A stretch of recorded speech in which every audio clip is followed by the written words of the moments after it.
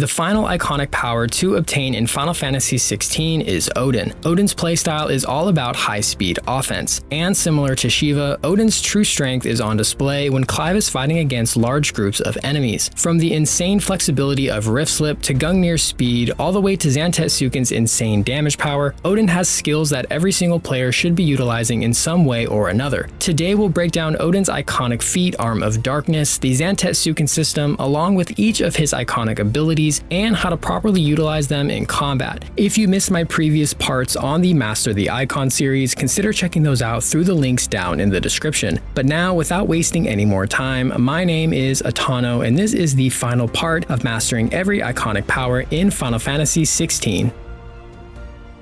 Swift attacks, speed, and aggression are Odin's strong suits. He embodies the essence of darkness, which creates a distinct visual and thematic contrast to the light and purity embodied by Bahamut. His iconic feat, Arm of Darkness, replaces Clive's sword with that of Odin's iconic blade, providing Clive with a brand new string of melee attacks when grounded. These attacks deal noticeably less damage compared to Clive's standard 4-string melee combo and don't feel the limit break gauge. They instead provide a slightly wider attack radius while also filling the Zantetsuken gauge, which we'll come back to and discuss in a minute. Magic Burst combos will be completely disabled when Clive has Arm of Darkness activated, and aerial combos as well. Inputting a melee attack when airborne slowly sends Clive back to the ground with a low damage sweeping attack, making it very obvious that Arm of Darkness was designed with ground combat in mind. If you are airborne, however, down thrust is a better choice, which now sees Clive perform a 360 vertical spin attack before slamming into the ground. And if Clive is high enough, the final slam will create a localized burst of darkness, knocking back any surrounding enemies. Lunge is also replaced with a quick flurry of slashes. It's good for grabbing multiple enemies in close proximity to one another, but unfortunately it leaves Clive highly susceptible to incoming attacks since it can't be cancelled with an evade like many of his other attacks. Speaking of evades, when precisely dodging an enemy attack with Arm of Darkness active, Clive will execute a flash of steel when performing the melee counter attack. On the other hand, parrying an enemy attack allows Clive to execute a steel counter by pressing the melee attack input during the slowdown period followed by the parry. If you aren't confident in your ability to parry with Odin's Arm of Darkness, do keep in mind that Clive can easily parry with a Burning Blade before activating Arm of Darkness to then execute the steel counter. I find this to be my preferred way to use steel counter since it's much safer due to Burning Blade's larger and longer lasting hitbox. Executing a steel counter will also increase the Zan meter by an entire level, making it one of the most efficient ways to fill the meter.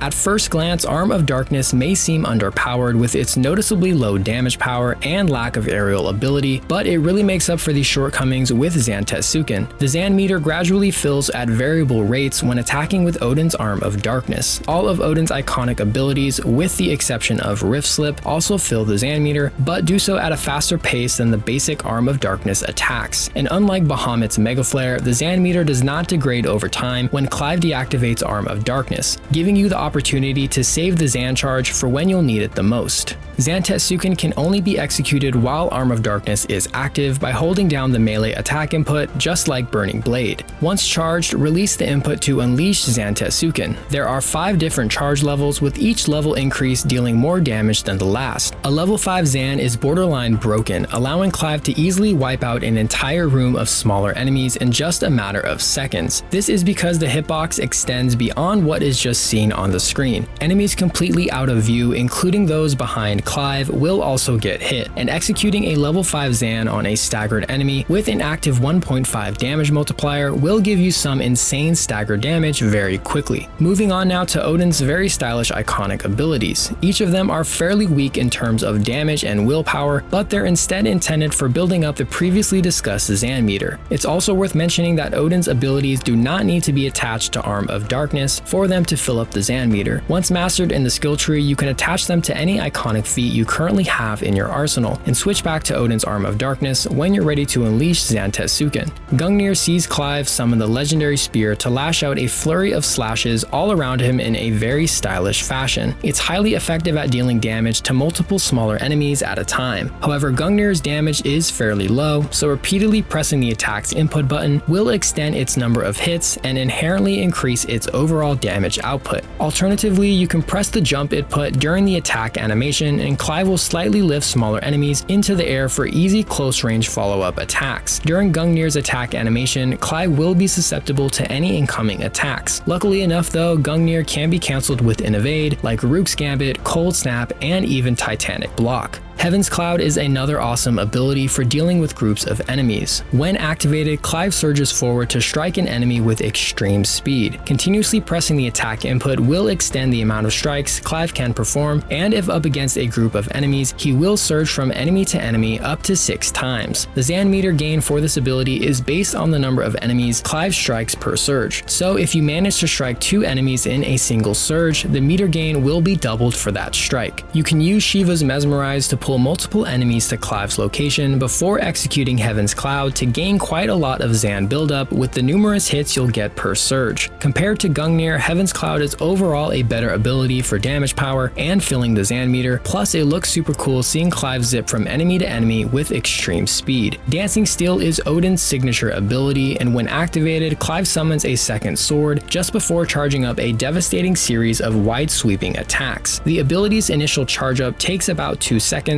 and if Clive is attacked before he can land the first strike, the ability will be cancelled. Furthermore, if the strike does not land, the follow-up strikes will also be cancelled entirely. Dancing Steel provides the highest amount of Zan meter gain, filling it all the way to level 4 after a single use. It's definitely a solid signature ability, but its damage and willpower aren't spectacular, so its main use should be for filling up the Zan meter. Saving the best for last, we have Rift Slip, a utility skill like no other in the game that can fundamentally change the way you approach a combat scenario. It acts as a cancel for everything, and by everything I really do mean everything. When activated during the animation of any ability or recovery, Clive creates a temporal rift to cancel that action. Time will slow for 2 seconds after executing Rift Slip, allowing Clive to quickly and safely perform any type of follow-up attack. You can use it to speed up ability combo chains by canceling their recovery time, also for extending Clive's airtime during aerial combos, or even for defensive purposes. For example, if Clive gets caught in the Reaper's smokescreen ability, he can Rift Slip out of the attack to avoid taking any additional damage. You can also use Rift Slip just before an enemy attack hits Clive to slow time for an easy opportunity to parry the attack. In my last video, I mentioned how Shiva's Frostbite could temporarily pause the recovery of an enemy's stagger bar, but it wasn't an ideal tactic since the stagger bar would begin recovering by the time Clive was actually able to start attacking again. But with Rift Slip, you can cancel Frostbite's recovery animation entirely, performing what I like to call a Rift Snap. This will effectively extend an enemy's stagger period by an additional 3 seconds for every Rift Snap Clive executes. Regardless of how you choose to use Rift Slip, just know that it makes combat feel even more flashy and stylish than it did before. I found a lot of enjoyment when pairing it with Eikonic Abilities that I acquired much earlier in my playthrough, as it noticeably changed the way you're able to chain them together in combos. Odin's Arm of Darkness might not be my favorite iconic feat in the game, but I do enjoy its overall aesthetic, especially in contrast to Bahamut's Wings of Light. Rift Slip is easily a standout ability in Odin's arsenal that truly makes the combat feel even more exciting than it did before, and I know I won't be removing it from my loadout anytime soon. That's gonna do it for this video, along with my Master the Eikon series. I had a blast diving into Final Fantasy XVI's combat system over the last handful of weeks, and I hope you were able to take away some valuable knowledge and better your combat skills. I'd love to hear what your guys' favorite iconic abilities are in the game, so drop a comment down below letting me know. And lastly, as always, thanks for tuning in today. I'll see you all in the next one.